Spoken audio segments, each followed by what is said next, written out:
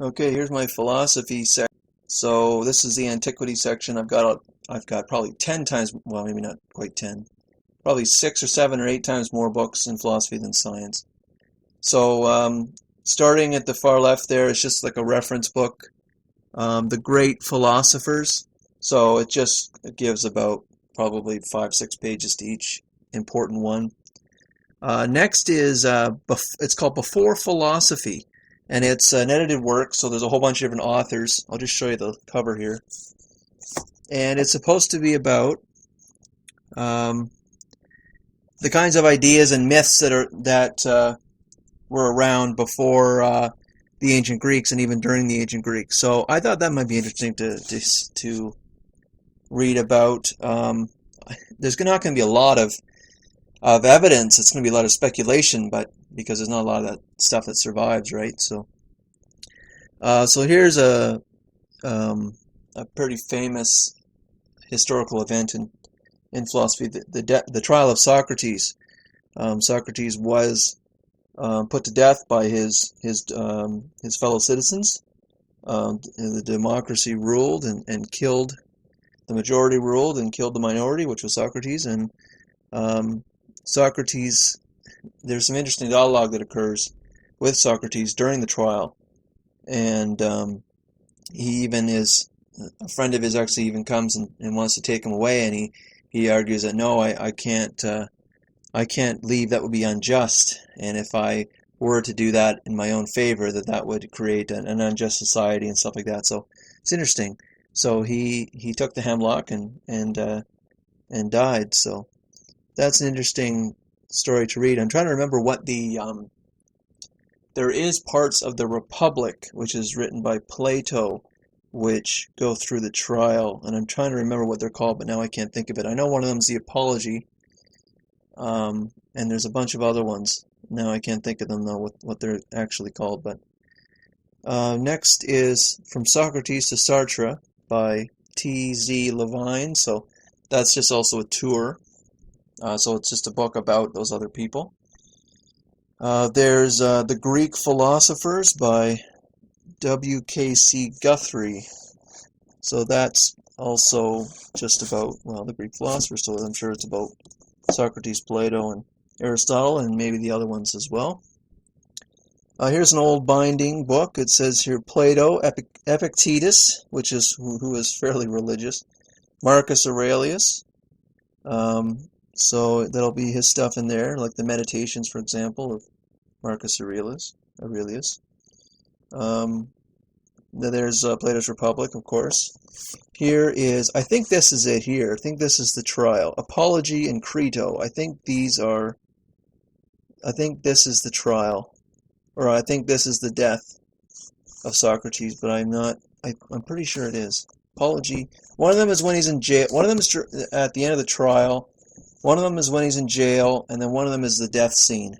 And it's called the death scene too, I think. So, The Great Dialogues of Plato. So that's what that is. There's the title. There's the cover. So it's got Apology, Credo, Phaedo, Ion, Meno, Symposium. So, yes. There's the Basic Works of Aristotle by McKeon. That is an excellent book. If you're going to study philosophy at all, the two great ancient philosophers are definitely Aristotle and Plato. These are the competing, I want to say gods almost. They're certainly the giants of philosophy at the time. There's even that painting I'm sure some people have seen of young Aristotle, or perhaps modern or middle-aged Aristotle and old Plato in front of, I don't know, in like kind of a debating stance. I'm sure you've probably seen it. So here's Aristotle and St. Augustine together. There's Aristotle's Nicomachean Ethics. Here's another book on Aristotle, by Randall. So, and keep in mind, all these things are translated, So, depending on how much you want to know, like here's a cheap. Is this Dover? Yeah, Dover's good. They're nice and cheap, but keep in mind that these are all translated works, and so if you don't understand a certain part of a philosophy of someone, you may want to seek another translation because it might help figure out what he's trying to say. Ancient Greek is obviously not English, and so it has to be translated. And you could consider that the meaning of the philosophy or the sentence even, or even the word, can perhaps be somewhere in the middle between as many translations as you can find, as long as the translations are honest. So here's some more ancient. So here's the Treatise on the Nature of the Universe, and of course The Art of War by Sun Tzu. This is definitely one that everyone needs to read. It's very interesting for even modern decision making and modern strategy, especially the famous phrase, know when to fight and when not to fight, which of course means know when to make an issue of something. Know when a certain issue or a certain problem or hardship on you, know when it is worthwhile to dispute, and know when it is frivolous and a waste of time and actually would get you into more problems.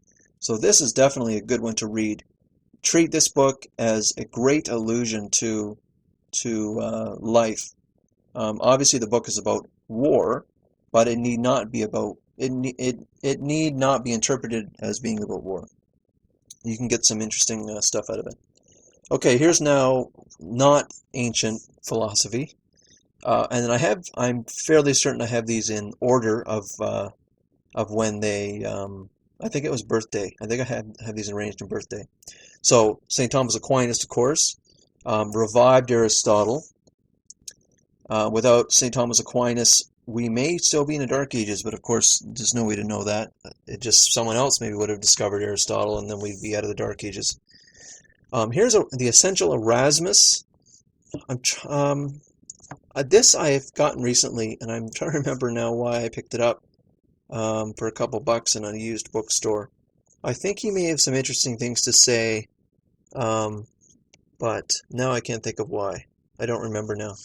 So, anyways, but he's certainly a known figure.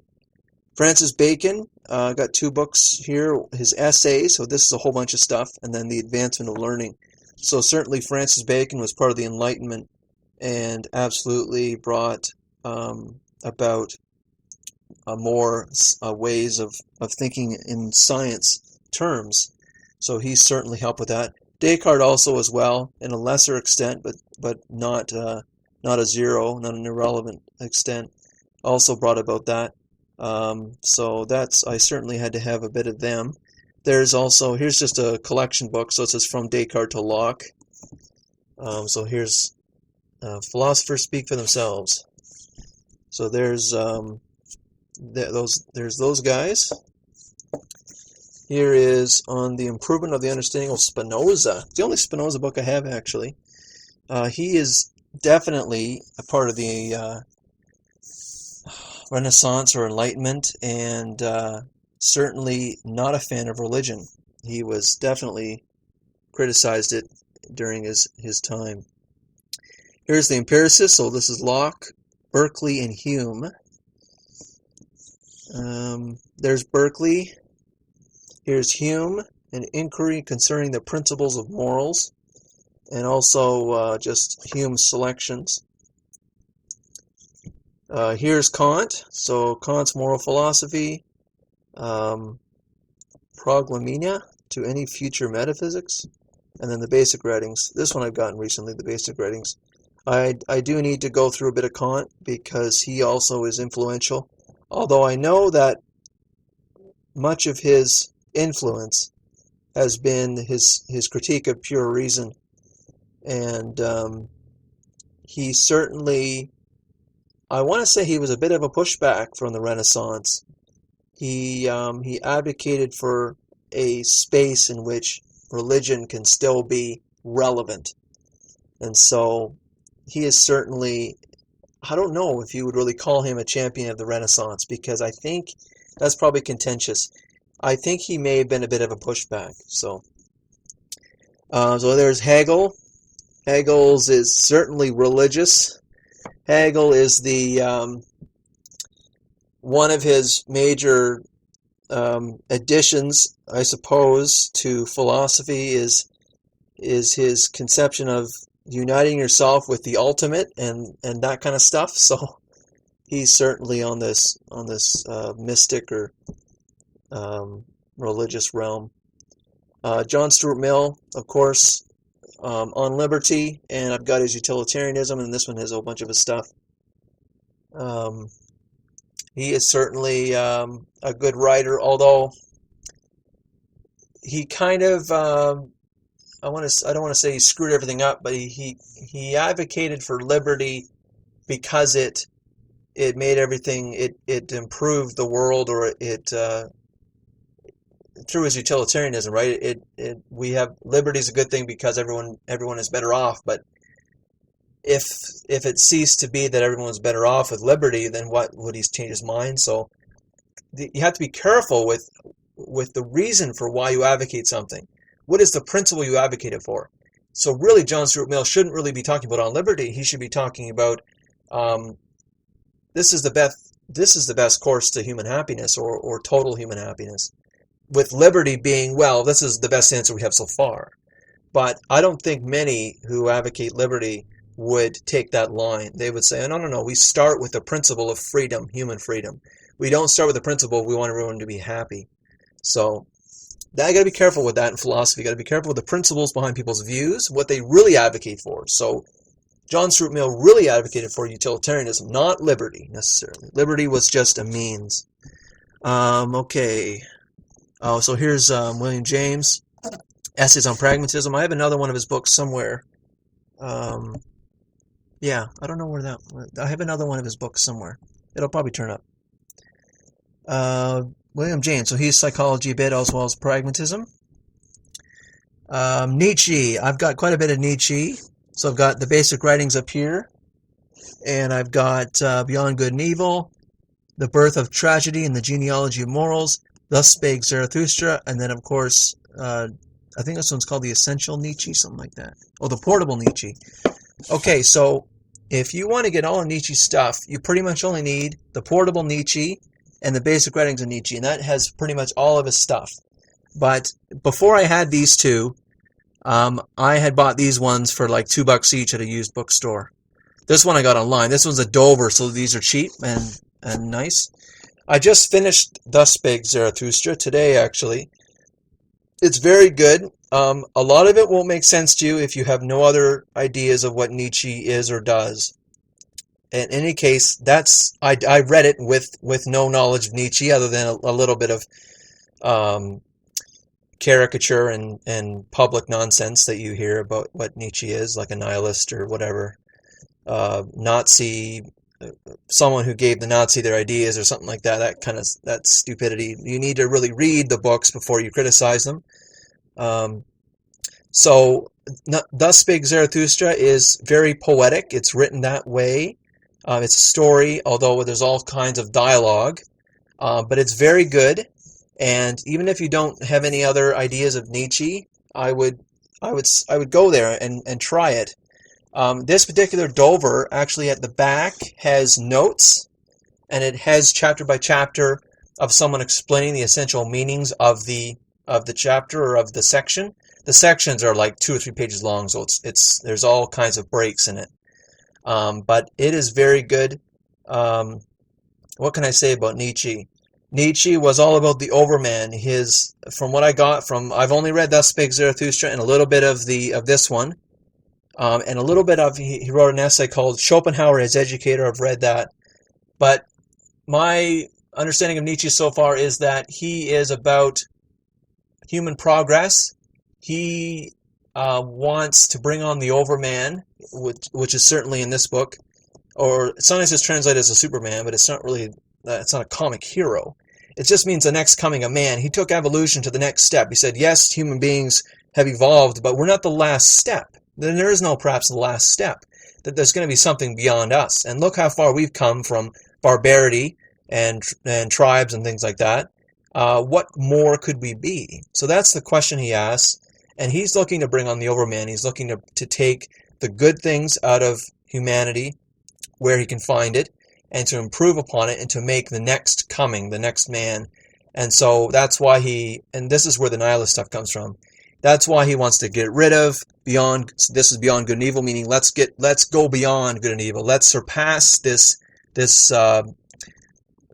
extremes of good and evil as our moral absolutes. Forget that stuff. He talks about breaking the tables of morals, and that's what the tables of the good and evil. Let's create something new. Another thing, people think that Nietzsche is an individualist, and I found exactly what they're talking about, and he isn't, and I'll tell you why. He doesn't advocate for a person to sacrifice themselves for anyone. The thing is, though, how he should have wrote that is that a person shouldn't sacrifice himself to just any man or any group. He wishes a person to sacrifice himself to the next coming, the next man, the overman. If a person can't become the overman, that they should then sacrifice themselves to that overman, or to find that man, or to improve that man. And I think that's why he advocates for try to improve your children and things like that. You should try to improve upon yourself and things like that. So he's not an individualist. He's certainly an individual, has no sovereignty in himself. He is here to improve for the next man. So that is I think that is Nietzsche, at least that aspect. There's all kinds of other stuff though. Okay, that's enough about Nietzsche. Emil Durkheim, sociologist, I think. I picked up a book by him in the library, and now I don't no idea what it's called now, but it was a remote interest for a day, but that was it. Here's Bertrand Russell, Marriage and Morals, and a book about Bertrand Russell. And there's another one, Logic and Knowledge. I haven't touched these, that's for sure.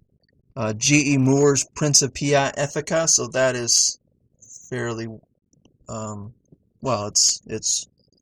it is something that one should have, I guess, if one is interested in philosophy. Here's a Karl Popper, The Open Society and Its Enemies. I just saw that, Volume 1. I just saw that somewhere and I picked it up. Here's Noam Chomsky, The Problems of Knowledge and Freedom. I don't know if he has anything interesting to say about it, but... okay, so that is...